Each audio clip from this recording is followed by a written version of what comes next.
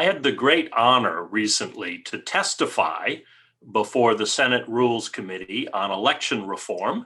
And that committee is co-chaired in this 50-50 Senate by Senator Klobuchar and Senator Blunt. So you all are going to hear from them in a moment. And they are two wonderful senators to talk about the issue of preserving democracy.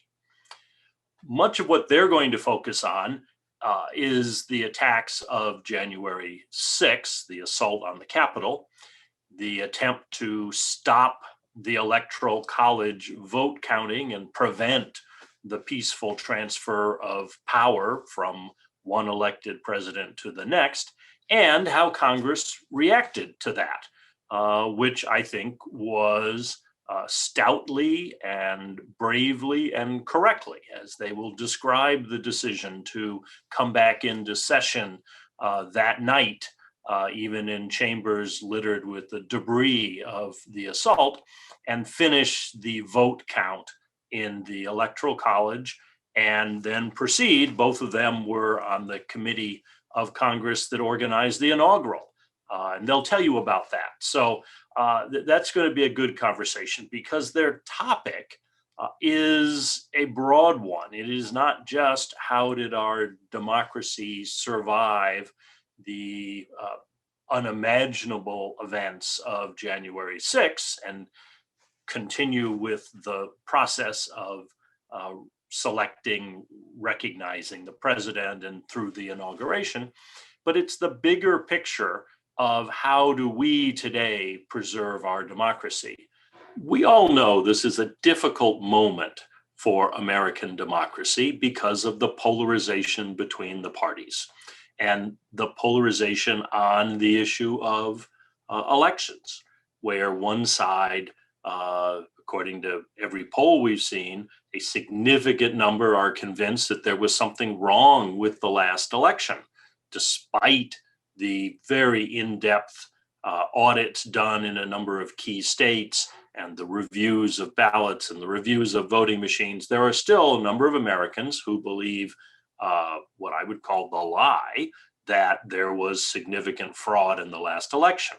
And that puts them on edge when they talk about how we vote. And then the other side is worried about the attempts to change voting rules in the state and make it harder to vote by mail or change the periods in which people can vote. So this partisan tension is something that we need to recognize. There's no point in ignoring it, but we do need to find common ground here, because all of us have a stake in people believing in the system and people being able to participate in the system. I think it was Ronald Reagan that said that it's up to every generation to preserve democracy. And that's absolutely true. And so our generation faces problems that are different than we've seen before or have come back around in different forms. And part of that was the mob violence that we've seen, but part of it is the ongoing discussion about how we ensure that people believe that our democracy is well run, that the votes are counted accurately, and that everyone can vote, every American can vote who is qualified to do so. And that's part of the discussion that was going on in the Senate Rules Committee with the proposal coming out of the House, HR1 S1, that focuses on some basics here. And we are lucky to have senators like Senators Klobuchar and Blunt, who are able to talk to each other and think through these big picture issues, because the questions we need to address are, how do we continue the enthusiasm that voters had in 2020?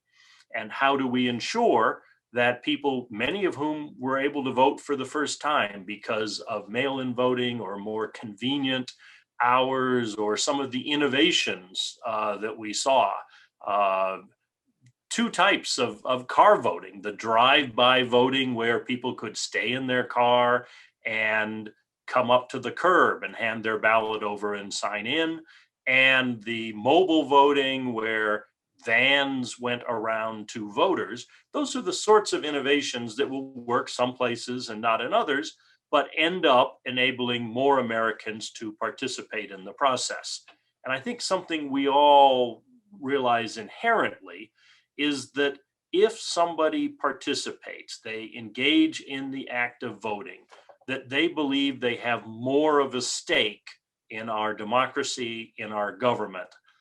Just as when people go out and work for a candidate or contribute to a candidate, all the research shows they're then more engaged and they are more likely to see the government as legitimate and representing them.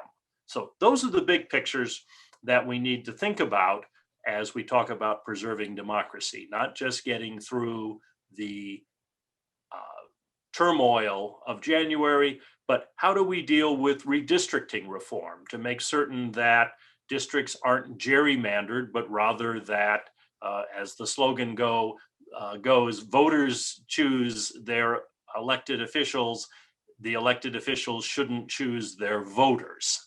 So how do we get gerrymandering reform so that those districts are fair? How do we ensure that people's voices are heard? What do we do about the flood we've seen of money that is being spent without any disclosure of sources and the risks of foreign participation in our election? These are all questions for today, and we need over time to address them.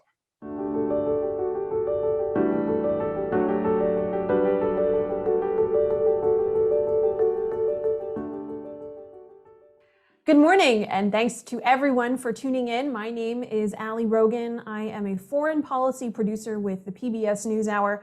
But prior to that, I covered Capitol Hill for ABC News, where I spent a lot of time, TV microphone in hand, chasing after our two distinguished panelists, Senator Roy Blunt of Minnesota and Senator Senator Roy Blunt of Missouri and Senator Amy Klobuchar of Minnesota. They're both M states. They're both. I don't know why. How could I mess that up? But I'm honored to moderate this discussion with both of you.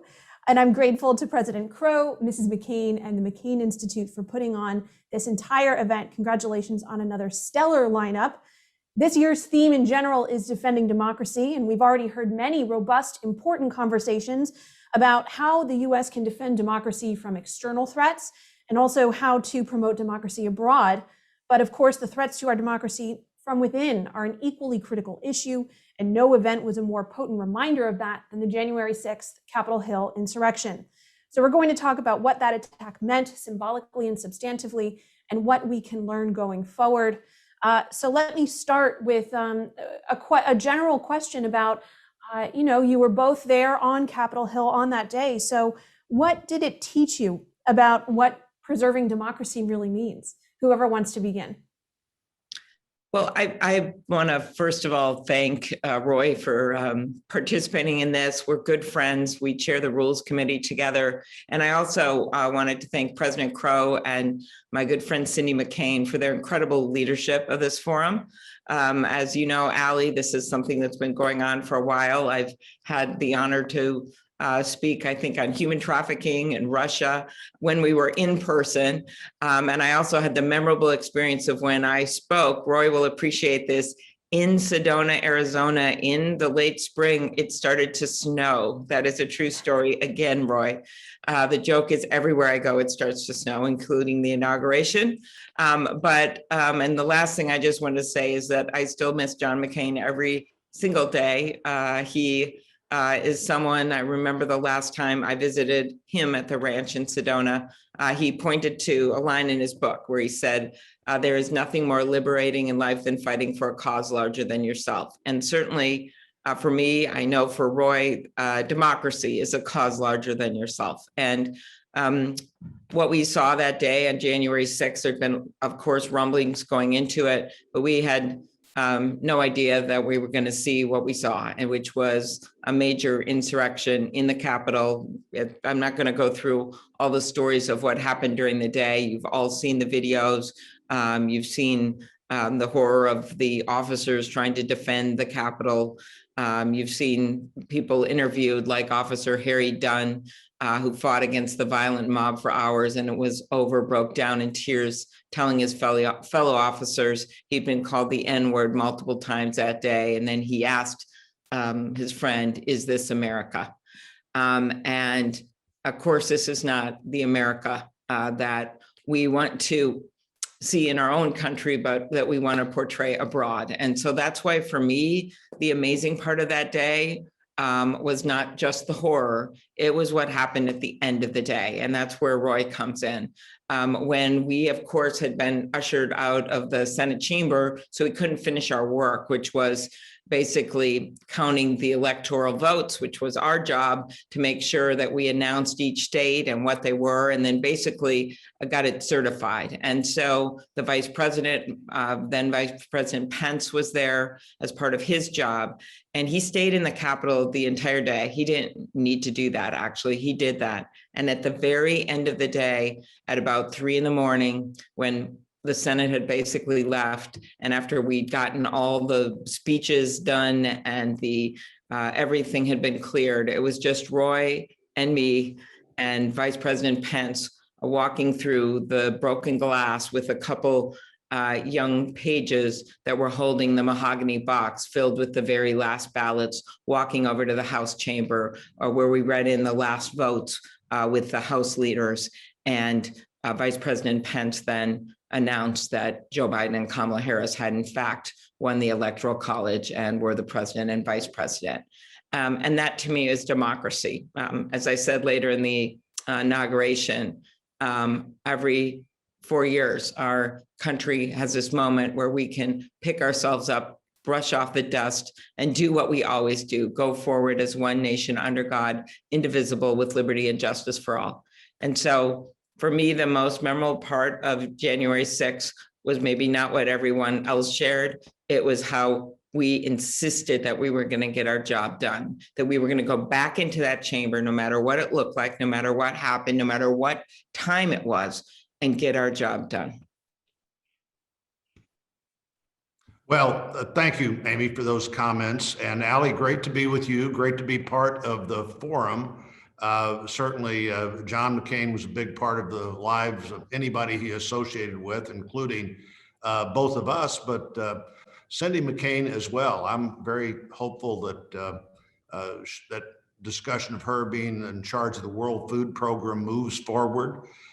First time my wife Abby and I really spent any extended time with Cindy was in Africa several years ago, and her focus then, and had been for a long time, was health and hunger. And she'd be so well prepared for this job. I spent quite a bit of time with Ambassador Beasley when he had this job, both here and one visit with him in Rome. But Cindy McCain would be great at that. You know, January 6th was a huge challenge in so many ways. Unanticipated, defied the imagination, really. If you would have shown me the video of what was happening, what happened on January 6th at 1 o'clock on January 6th, I would have said there is no way that's going to happen. That's not going to happen in the United States of America. But it did happen. And I think the way we responded to it was significant as people around the world watched what happened. You know, clearly that moment was not a high point as people looked at us and looked at our country, and all over the world saw something happen they didn't think could possibly happen. People storming the Capitol building in the United States and actually getting in the Capitol, fighting with the Capitol Police, putting the members of Congress in a level of jeopardy that nobody would have expected. But as Amy said, you know, I was the chairman of the Rules Committee at the time. She was the top Democrat on the committee. We were with our 97 of our colleagues. One of our colleagues had got stuck in the Capitol in an office space they had in the Capitol. At some point, we both worked to be sure that person knew that the Capitol Police were coming, that the knock on the door would be from the Capitol Police, and got them out of there. But we quickly reached the conclusion that while we were all there, we could have done the Senate part of the work anywhere. Really important to get back into the Senate chamber. And there was a moment around 7 o'clock that I call the architect of the Capitol that also reports to the Rules Committee and said, we need to get back in the chamber. Don't worry if something's broken. Certainly don't worry about trash on the floor. If the camera's working, the lights are working, and the microphone is working, we need to get back in there and finish our work. Same would go for the House chamber. So at 8 o'clock, we were back and started. I think I went back to the chamber about 7:30. 8 o'clock, we were started again.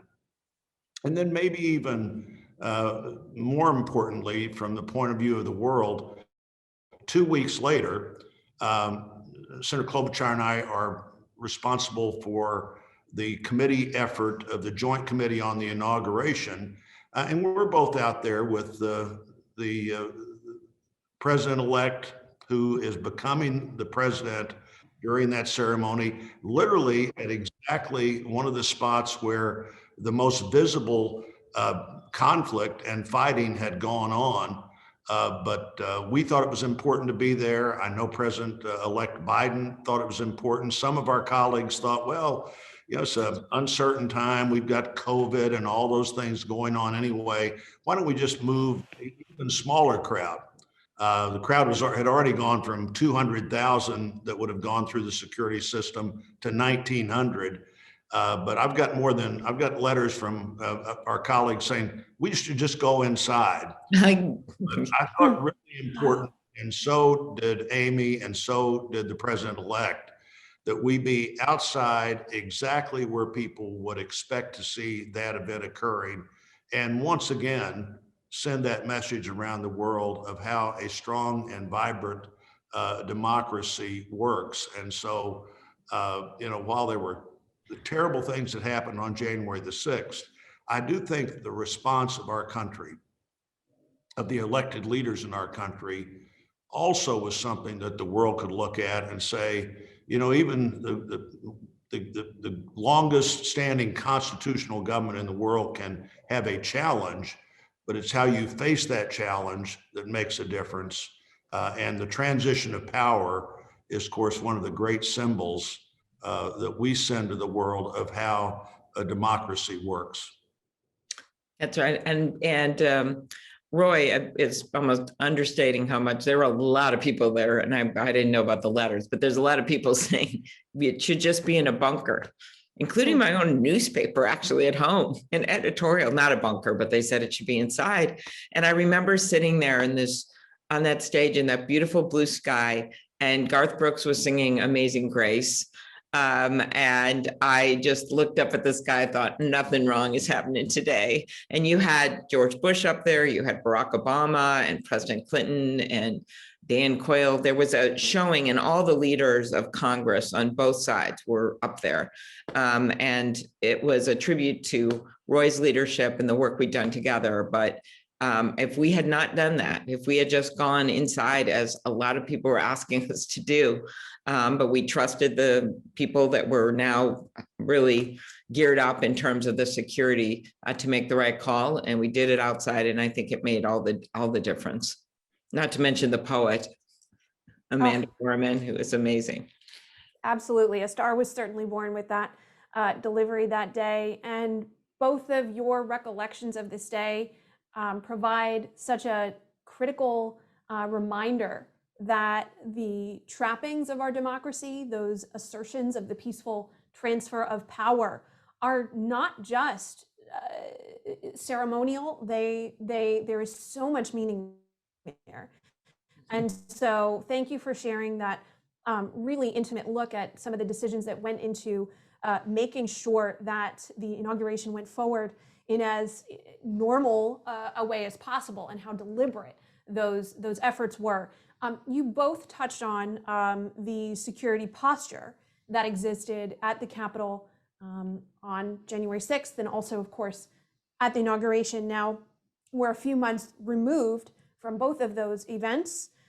There's been much discussion about the security apparatus at Capitol Hill going forward. Of course, I don't have to remind you of the tragic events that took place just a few weeks ago with the vehicular attack that in fact occurred just a few days after the outer perimeter around the Capitol came down, just adding another fold in the ongoing conversation about what the permanent security structure at the Capitol should look like.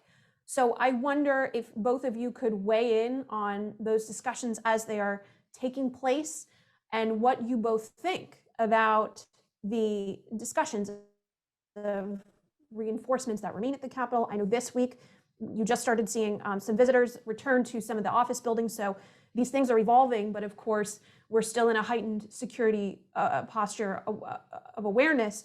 So tell me about, how you see those conversations and those decisions going forward. Whoever wants to start. Well, I would think, Allie, that one thing is almost certain. Whatever the next thing you face is, it won't be the last thing you face. It's really easy to prepare for. We're going to not ever have the same response to January 6th. My view is you'd probably never have that happen again. There are a lot of vulnerabilities in a big open democracy that you have. I am not of the view that we should permanently fence off the Capitol. And of course, fences, as General Honore, who the Speaker Pelosi asked to look at this whole issue, said fences, in his view, as a long-term military leader, can actually provide a false sense of security. In fact, Billy, who died the other day, was hit by the car with the person coming in. He drove in the gate at the fence. Now, whether or not the fence had created a sense that there are things we don't need to worry about or not, I don't know. But we do have to take care of things like training and preparation and equipment. I think those things are even more important than the increasing the size of the force, is to be sure we have a Capitol Police force that's prepared to function in the most open society and the greatest democracy in the world. And one of the great advantages that we've had is that people who visit here have always been able to have a more likely sense of access to our Capitol than they would have to their own Capitol. And we don't want to lose that. We want people to have as much freedom as they could possibly have with the level of security that they would hope to have at the same time. And I think, it means using the Capitol Visitor Center in a different way maybe than we have in the past, being sure that our force is ready and trained.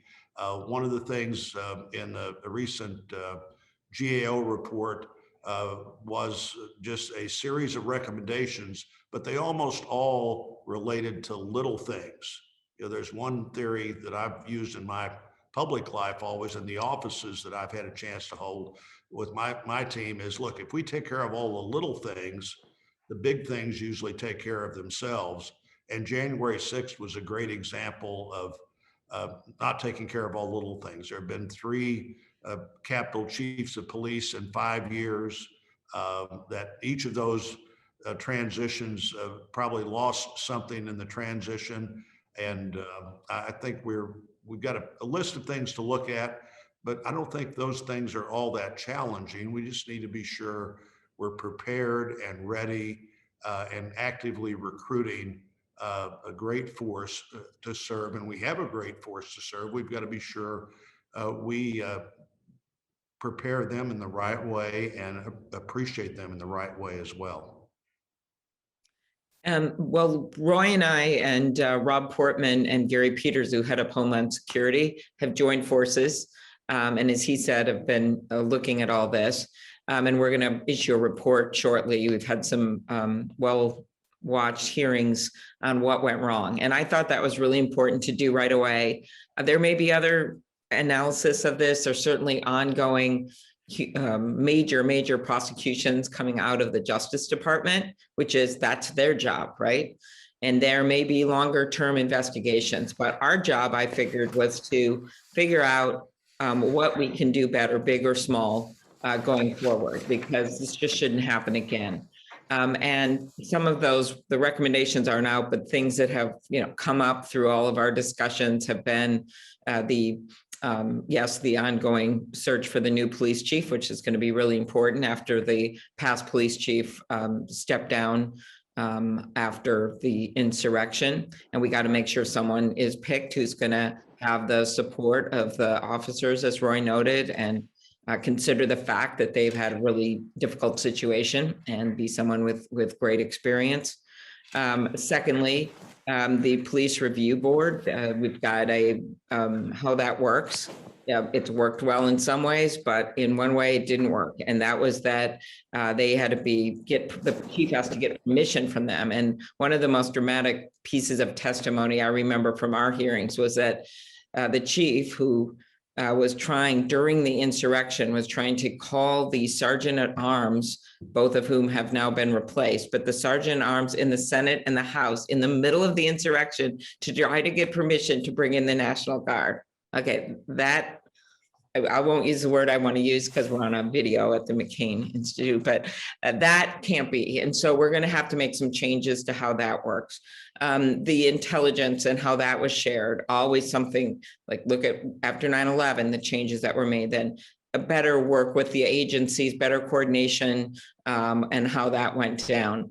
Why the National Guard wasn't called in earlier, and we need to figure out how that would work in the future if we need them for whatever purpose. And then the day of, which is a continuing source of investigation as we're interviewing people, why it took so long, even though it was an afternoon, every minute counted. So those are a number of the things we're looking at with regard to what happened. And you think about those officers, and Roy mentioned Billy Evans, who, when I was at the memorial service, and you see his family, and you think about those kids growing up without their dad. We owe it to those police officers to make sure we have as a secure capital as possible. And things have changed over the years. We have to acknowledge that. There's smarter security things we can do. It doesn't mean we need a fence, as Roy noted, around the whole Capitol, but there's changes that we can make. So that's where we are right now on this. But I just felt it was really important as the new chair of the Rules Committee, following in Roy's footsteps, with Roy and I now changing positions because of the change with the Senate majority even though we're 50-50, the Georgia elections. And so we want to get this thing done, and we wanted to do it on a bipartisan basis, the four of us. That was so important, because you just want to have some rational recommendations and a rational analysis of what happened, that you cannot be accused of doing it on a partisan basis, which we didn't from the very beginning. And we work really well together, and that's been very important. Both of you talked about the role of Capitol Police. And of course, there's been a large national conversation happening about the role of law enforcement writ large. This is happening in the context of the Derek Chauvin trial. Several additional unarmed Black men have been killed by police in Minneapolis even since the trial began. To me, the connection between those events and what happened on the Hill is we've seen, the uneven way sometimes that the law is enforced. Of course, we all remember those images of the largely white male insurrectionists yelling, berating, screaming, pushing, beating law enforcement with limited pushback and few consequences in the moment. You have both issued statements of support of the Department of Justice's review of the Minneapolis Police Department's policies.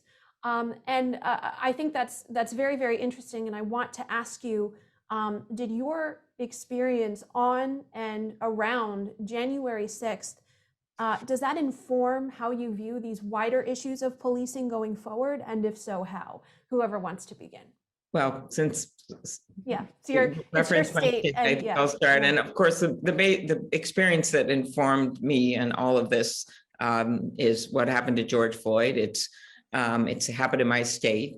People have been devastated by what happened. There was, of course, strong support for the prosecution of Derek Chauvin. And what I saw coming out of that trial, knowing so many of the people involved in it, was a community that weren't just bystanders. their testimony was integral to the conviction. They were there. They felt what I didn't understand till I saw the trial was the burden that they carried for the year, whether it was the clerk who worked in the store who kept focusing on the fact, if I hadn't reported this, maybe this wouldn't have happened, whether it was the young teenager who was wishing she could have done more, the bystander, the guy who's just standing there trying to get them to Chauvin to stop.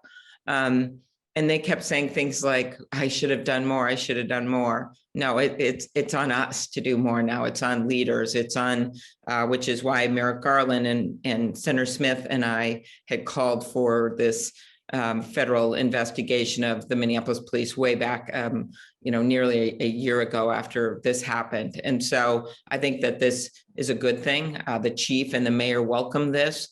They have to make some major changes in the Minneapolis Police Department, but it just doesn't end there. The practice of chokeholds, this idea that these traffic stops that someone like Dante Wright, who's only 20 years old, can get stopped for expired tabs. That's what that was. And then end up dead. There clearly has to be changes to policing. And that doesn't at all change the fact that we have these incredible police officers at the Capitol and so many courageous police officers all across the country, including in my own state. It just means that we have to change some of these standards, and both at the local level and the federal level. And that's what the movement is about for police reform. Well, Allie, I'd add to that. There's no harder job in America right now than being in law enforcement, on those front lines of law enforcement, unless it's being the family of somebody in law enforcement. I even tell our own officers, your job is hard, but I think your family's job is harder. Every day, seeing you go out the door, and I tell them, you usually know if you're in imminent danger, but your family is wondering all day if this is that imminent danger moment. So, we need to go forward with great appreciation for people who do this job and do this job every day at the Capitol on January the 6th. One of the real heroic groups at the Capitol was the DC Metropolitan Police Force, led by Acting Chief Conte. They were here in 12 minutes. The National Guard was here in 4 hours. The DC Police was here in force in 12 minutes. Who knows what would have happened both to the Capitol, people in the Capitol, and the Capitol Police Force if they hadn't had the great response they had from their fellow officers in the DC force. But that doesn't mean that every policeman always does the right thing. It doesn't mean that every department can handle its own issues. So, we had in Ferguson, Missouri in 2014, the Michael Brown shooting became a huge national problem. It's where the whole phrase Black Lives Matter was born. So I've been dealing with this issue a long time. We had the Ferguson Police Department had what's called a pattern and practice review. The St. Louis County and city departments went through voluntarily those same reviews at the time. And I think all of those departments benefited from that. And so when we had issues come up after Attorney General Sessions decided that they would no longer be doing those reviews, I asked Attorney General Barr to reinstate that as one of the tools in the toolbox that didn't get done during that year or so between the time I asked and the Attorney General left. And I saw Attorney General Garland not too long ago, told him that I was still supportive of reinstating that and was glad to be positive when he did that. I just think if you have a department that has long-term systemic problems, that the department itself, without some kind of outside help, is almost never able to solve those problems on its own. And that best outside help can come not from the federal government running the department, but people in the Justice Department who have seen these things happen before, evaluated departments before, understand what works and what doesn't work when you're trying to break those patterns, can really be a valuable tool. And I'm glad to see that tool back in the toolbox. And in the case of what they're doing right now in the investigation, the review that Senator Klobuchar just mentioned, I'm glad to see it's out of the toolbox where it should be. It's an important tool to have, and I'm glad the Attorney General reinstated that tool.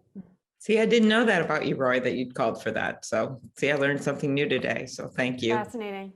I wanted to know, as we wrap up, one final thought is that obviously the events of January 6th are going to remain a major historical event for the rest of American history. And it's going to be something that future generations study.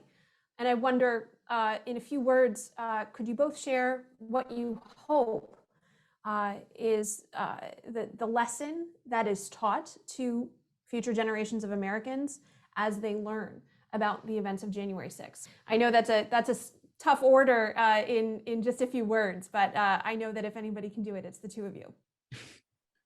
Well, I do think you have to, one of the lessons is that you really have to pay attention to the information you have that didn't happen the way it should have. That's why having an intelligence unit in the Capitol Police Department that has all of the intelligence available to the department is in one place. That's a good thing. But I think the few words would be, even in a great constitutional government with a great history of democracy, can have moments when that democracy is challenged. Democracy, as President Reagan used to say, can't be passed along in the bloodstream, that every generation of Americans has to secure democracy for itself. And I hope when this is studied in the future, they won't just look at what happened early in the day, but they'll look at what Senator Klobuchar and I and the Vice President were part of late in the day. They'll look at what happened 2 weeks later and see that democracy is vibrant and resilient, and it is strong enough to deal with challenges and move forward and be even stronger because of the way it dealt with those challenges. Very good. The test of a democracy is not how it's doing when things are easy, when the economy's strong and that people are feeling okay. I think the true test of a democracy is how it responds when things are really hard. And my view is you had a president that didn't respect that democracy. And so that's a test on the democracy. You have had, as we discussed today, incredible divides, political divides, racial divides. That's a test of the democracy. And then out of all of that came this insurrection. And it was a horrible, horrible day. But when students study it, and when, most importantly, other countries look at what America did, our democracy stood tall. And it wasn't pretty. And there was a whole bunch of broken glass and spray paint as we walked down with those mahogany box of ballots to the House chamber, but we did it. And then the new president and vice president proudly stood on the exact platform where these white supremacists had tried to invade and take over that Capitol. And they did it for only a brief time, because literally 2 weeks later, they stood there and took the oath of office with the Chief Justice of the Supreme Court and leaders of both parties. That shows a resilient democracy. Well said. Thank you to Senator Blunt, Senator Klobuchar, for this wonderful discussion. Thank you to the McCain Institute, to Mrs. McCain for putting on this incredible forum. And thanks to all of you for watching.